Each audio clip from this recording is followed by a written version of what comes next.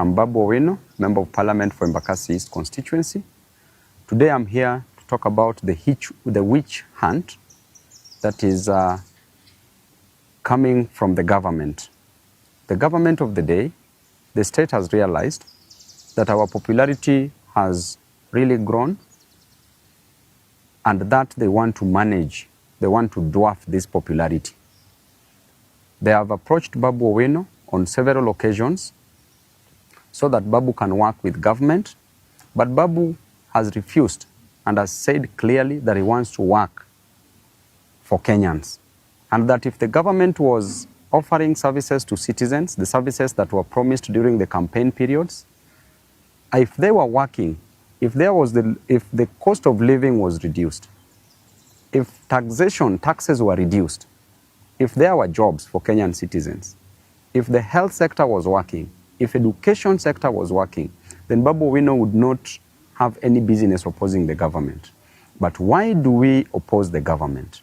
Why do we keep checks and balances on the government? It's because the government has not shown any effort to solve these issues of concern that I am raising. And therefore, because of that reason, there is a meeting that was held last week, a meeting that involved serious stakeholders in this country, and they were asking how Babu Owino can be put down, how Babu Owino can be managed. Some proposed that Babu Owino should be approached, bought, bribed, so that he can support the government. Some came with an idea that Babu Owino should be dealt with perpendicularly, that they should send the Ethics and Anti-Corruption Commission to our offices to come and besmirch the good name of Babu Owino. And therefore, I was reliably informed, information from very serious sources, that this week Eacc was to come visit us at our offices in Donholm, Greenspan Mall, 2nd floor. If not this week, then next week they are to come, or any other time that they will deem fit.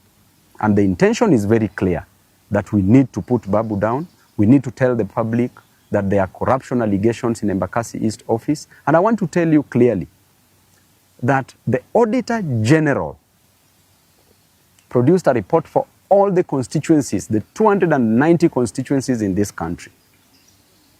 And the lady, you know how she works, she can't be bribed. If the government cannot bribe her, then Babu Owino automatically cannot bribe this lady, and she's been doing a great job. And the report was clear, and I want to read to Kenyans this report from the Auditor General.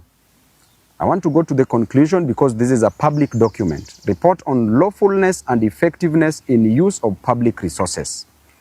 Conclusion. As required by Article 229, Sub-Article 6 of the Constitution, based on the audit procedures performed, except for the matter described in the basis for conclusion on lawfulness and effectiveness in use of public resources section of my report, I confirm that nothing else has come to my attention to cause me, the Auditor General, to believe that public resources have not been applied lawfully and in an effective way.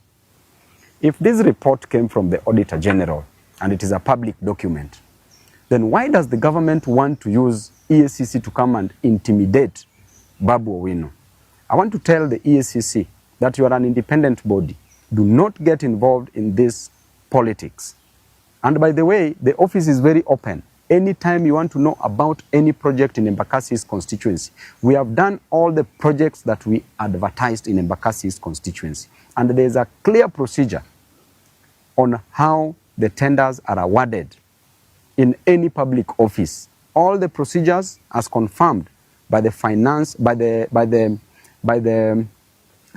manager, as confirmed that all the procedures were followed. There is no any conflict of interest. None of my companies has been awarded any job in Embakasi's constituency. None of my friends' companies has been awarded in Embakasi East constituency because there's a laid down procedure on procurement process. And in the procurement process, in that committee, there's a person that comes from the public works. Public works is an appendage of the national government. There's a person that comes, there's a procurement officer that comes from Nyayo House under the Ministry of Interior. That is Office of the President directly. Who determines who is to be given what? And in this country, if you are in opposition, there's nothing you can influence, even if you wanted to influence. And therefore, if the government wants to come for me, I want to tell you that you've come for me severally. This is not any news to me. I have faced so many things within the court corridors, and now you have decided that you want to come just with an intention to soil, to pollute the otherwise good name of the best member of parliament in this country. Why would members of Embakasi East constituency vote to rank me as the best member of parliament in this country if there were fraud cases? I want to remind you that my mother did not give birth to a thief. I did not come to Nairobi to steal money for Embakasi East constituents. I did not come to Nairobi to frustrate my people or Kenyans. I came to Nairobi to study, and I got a job as a member of parliament for Embakasi East constituency. And therefore, my work in Nairobi is to work for my people. My work in Nairobi is to ensure that my people goes to school. Our children goes to school. And there is no any constituency in this country that gives bursary in the most transparent way like Embakasi East constituency. I go there, I produce forms to every ward, issue forms. This other one, 2024-2025, we had 25,000 applicants. I went back with checks, issued checks to some of the constituents. The ones who are remaining, I promised that I will not go back to issue forms until I go back with the checks. That tells you clearly I got there at 8 a.m. in the morning during the issuance of bursary checks. I do them personally on the pitch, on the field. So there is nothing.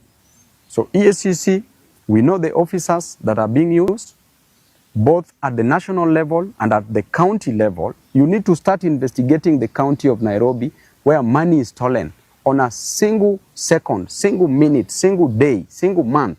Money is stolen, money is lost from the county. Do not come to disturb people in Embakasi East constituency. And if you want to come, go and check all the projects. Look at the Donholm Secondary School. Perfectly done.